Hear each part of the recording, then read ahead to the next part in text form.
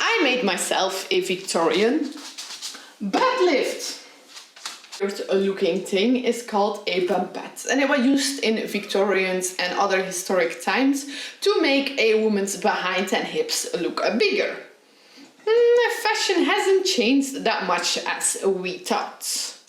Why did I make this? You may or may not know, but I'm on a mission to recreate this dress. It's the live action dress from the 2015 Cinderella movie, and it has this beautiful silhouette at the back, and this is going to help me recreate it. Here is my Cinderella skirt without and with the Bumpads. So you do see a notable difference in the silhouettes, to my opinion. I never made a pattern for anything like this before, so I first researched a few photos of existing Bumpads so I could base my pattern on this. From my research, I found out that they mostly have 3 compartments who are all half circle or half oval shaped, and that they have a piece of rope on top that is long enough to knot it around yourself. So I measured my waist, and I'm going to use half of this as the Bumpad will only be in the back. Then I decided that I wanted the big half oval piece to be half of the Bumpad, and the other 2 smaller oval pieces, who will be closer to my hips, will be 1/4 of the total length of my Bumpad. For the depth or width of the ovals for the big one, I went with 30 centimeters, what is approximately 12 inches. And for the smaller side ones, I went with half of that, 15 centimeters, what is approximately 6 inches. And yes, I'm going to put the same inch joke on the screen that I always put because it's just too damn funny. This is what the pattern eventually looks like.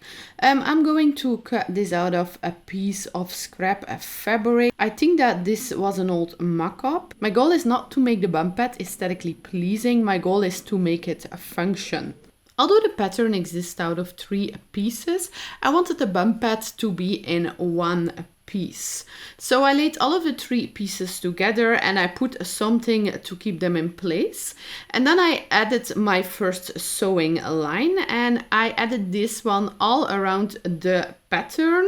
I didn't really add seam allowance, you can if you want, but I calculated this in the pattern. Now I'm going to add the cutting line.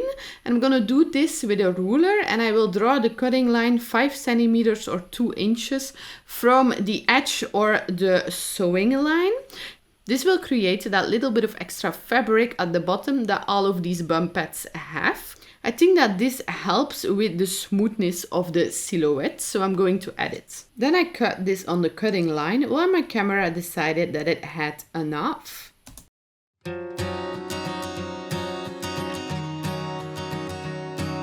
Then I ironed another part of this mock-up fabric that I'm using so I could copy the first Bumpad piece that I made. Now I'm going to sew these 2 pieces together on the sewing line, so you have this little bit of extra fabric left over, but I will leave an opening in each compartment. So I will leave an opening in the big part and in the 2 side parts. And then it was time to sew. Don't close your openings!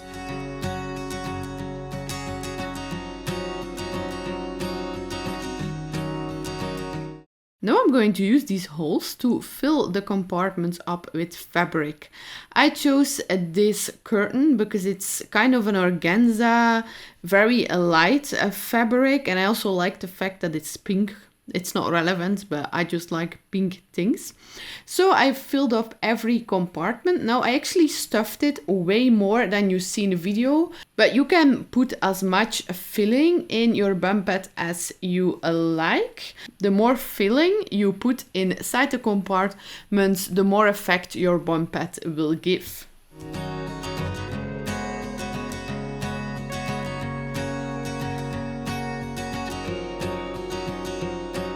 Then I pinned the openings to be closed with my sewing machine, and I also attached 2 straps to the Bumpad. This way I can easily tie it around the hoop skirt.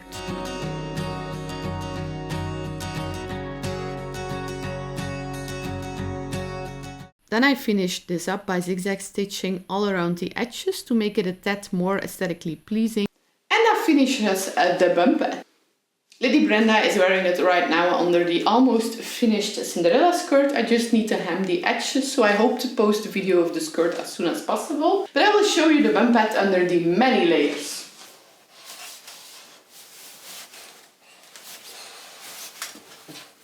"2,000 years later."